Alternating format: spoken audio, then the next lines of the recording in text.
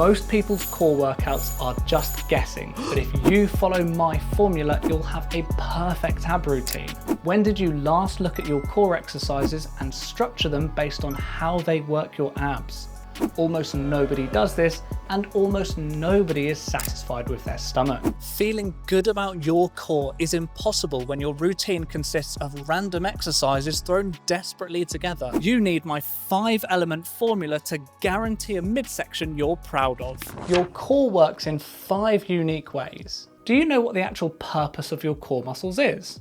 Your core's main job is to control your midsection, and it can bend you forwards, extend you backwards, rotate you around, hold you still, and bend you laterally.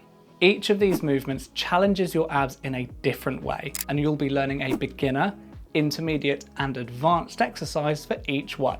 There's so much more to the world of core training than a six-pack, but let's start our perfect ab workout formula with the most popular muscles. Do you know what your six-pack muscles are called? They're simply called your abdominals, or abs.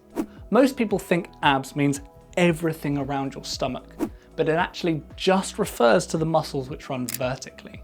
It's important to understand what each bit is called so that you can graduate from guesswork to knowledge. Your abs are responsible for flexion, or shortening the distance between the bottom of your rib cage and the top of your pelvis.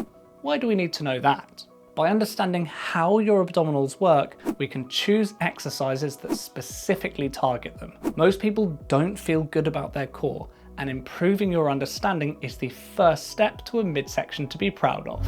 Our beginner flexion exercise is one of the most simple yet misunderstood ways of targeting your abs. I'm talking about the humble crunch. When done poorly, crunches are a great way to get a sore neck. Done well, they're surprisingly effective for a beginner exercise. I most often see crunches done like this, where the vast majority of the movement comes from your arms and your neck. Using your new knowledge about how the abdominals work, can you see why they're ineffective? Yep, your arms and head aren't where the muscles attach, so they won't be being worked. To do crunches right, you need to focus on shortening the distance between the bottom of your rib cage and the top of your pelvis. That means your head and arms stay pretty much still whilst your rib cage is curled up off the floor. Can you see how hard my abs are working? Even if you're a beginner, by focusing on perfect execution, you can begin crafting the perfect core. What if these aren't challenging enough? Intermediate flexion kicks things up by introducing a Swiss ball. This is the Swiss ball crunch. The principles are the same, but can you see why these are harder and therefore more effective? When we did the floor crunch, your range of movement is from neutral, because your back is flat, to crunched. The Swiss ball allows your abs to open all the way up, so you go through a full range of movement. This extra distance means that your abdominals have to work harder, and harder work means more gains. If you do these with no arm and head movement, you'll feel a real difference. So what's the advanced version? For advanced flexion, we're stepping away from the crunch to take things up a gear.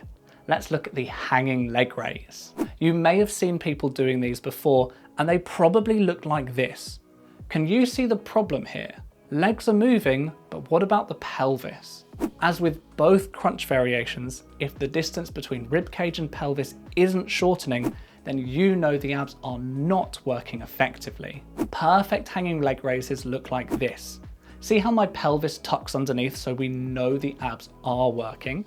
Whether you do these with bent knees or straight legs, to develop your abdominals, shorten the distance between bottom of ribcage and top of pelvis. Formula part 2 is your lower back, which is one of the most common places to get injured because it usually gets neglected. When was the last time you focused on lower back extension? The main muscles here are called your spinal erectors, and they take your back from bent over to extended. A strong lower back isn't just functional, it also looks aesthetic and is a key part of a midsection you feel happy with. Our beginner extension exercise is simple, but harder than it looks. This is the laying back extension. Start by squeezing your glutes with arms by your sides and palms down. The glute engagement holds your pelvis still so that your spinal erectors do all of the movement. We want to avoid momentum for the same reason, so move steadily. Lift your face, chest and arms off the floor without looking forwards. We can easily avoid neck stress by keeping your gaze on the floor below you. Once you're as high off the floor as you can manage, control down and repeat. Intermediate extension uses simple physics to make our beginner exercise harder. Rather than having your arms by your sides, bring your fingertips up to your temples. Repeat the movement in the same way with squeezed glutes and no momentum. Your spinal erectors have to work a surprising amount harder considering all we did was move your hands. But what if these get too easy for you? Advanced extension takes advantage of the same range of movement boost we used earlier. We're going to head over to the hyperextension, where most people work their glutes, but can also be extremely effective for your lower back. Set up and squeeze your glutes, locking your pelvis into place. Deliberately curl over, letting your whole back round and bend forwards. Keep your hips still and extend back to your top position. Coordinating this can be challenging, so it's a good idea to film yourself from the side and see if your back is bending and extending as much as it can. You know the cool lines that some people achieve which appear to separate your abdominals from your sides? You can get yourself some of these great looking muscles, called obliques, with core rotation, formula element 3. These aren't just aesthetic muscles, they also work anytime you turn around or reach to the side. Remember the humble crunch from flexion? We're adapting these for beginner rotation by adding a twist, making the twist crunch. As you lift your ribcage off the floor, bring one shoulder diagonally towards your opposite knee. Most people bring their arm across, but do your obliques attach to your arm? No, they attach to your ribcage. So thinking about your shoulder moving will rotate your rib cage. For intermediate rotation, we're going to use Russian twists.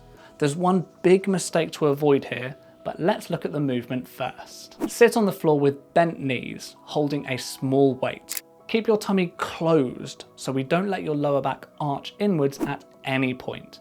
Sitting down keeps your pelvis still, so we can focus on getting the full rotation from one side to the other. Can you see what the big mistake might be? It's really easy to feel like you've rotated when your arms move, but as you know, your obliques don't attach to your arms. When you rotate in a Russian twist, ensure your arms, chest, shoulders and face are moving. This guarantees maximum oblique engagement and development. And when these aren't hard enough for you, advanced rotation pushes the Russian twist to the next level. Head to a decline bench with a weight plate in your hands. Pivot backwards, holding the plate with straight arms. Maintain your body angle and get that same full rotation with your entire rib cage.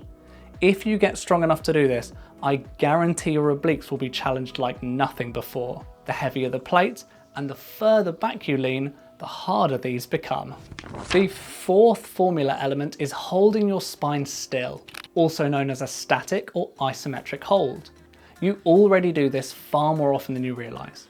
Walking, carrying shopping or weights, squatting, all of these require your core to brace still. The main benefit of static holds is that every other exercise and movement you do feels easier. Our beginner static hold is the leg raise. Lay on your back with knees bent and feet up in the air. The most important element for all of our isometric hold exercises is that your back must not lift off the floor at all. So make sure your back is flat, then touch one heel gently to the floor and lift back to the top. Alternate sides and repeat. You will feel the burn surprisingly quickly and it'll be challenging to keep your back flat. Our intermediate isometric core exercise is the dead bug. These are an elite exercise for core strength which carries over to your other lifts. Bring both legs and arms up into the air. Remember the most important element? Keep your back completely flat with no gap to the floor. Steadily lower your opposite arm and leg to the ground, then return to the top. Repeat on alternating sides, consciously bracing and holding your core still. And what do you do when dead bugs become too easy? Our advanced static hold is the plate pass. If you're thinking that sounds pretty easy, I have bad news for you. These are tough and keeping your back flat is again the most important part. Start in a similar position to a dead bug, this time holding a plate above you. Extend both your legs and arms, holding the plate. Return to the top and pass the plate. Rest it on your shins and again extend both pairs of limbs away. Bring the plate back, pass, and repeat. Doing these right with your back perfectly flat requires serious core strength and brings serious results. Our fifth and final formula element brings us back to the cool lines down your sides, this time lower down. Let's take a look at some lateral flexion. There's just one exercise here, but with a simple change to level up the difficulty. These are almost lateral bends. You may have seen them done like this before, but there's a big problem. To work your transverse abdominis, you need an unbalanced load. Holding a weight in each hand just cancels the other side out. Only do these with one weight. Focus on getting a full range downwards and back up too. There's no need to stop just at upright. The simple change to modify the difficulty is your foot width. Wide feet give you a more stable base, making the exercise easier. For a real challenge, bring your feet in close. You now have everything you need to build a core you feel genuinely proud of by using a perfect core formula. Pick the right exercise difficulty from each way your core works. We've got flexion for your abdominals, extension for your spinal erectors, rotation for obliques, isometric holds for strength, and lateral flexion for your transverse abdominus. You can mix and match the beginner, intermediate, or advanced versions depending on where you're strongest. All of these add up to a solid and aesthetic core from any angle. If this video has helped you to understand how to build a rounded core with a simple formula, then subscribe so you don't miss my next video. Thanks.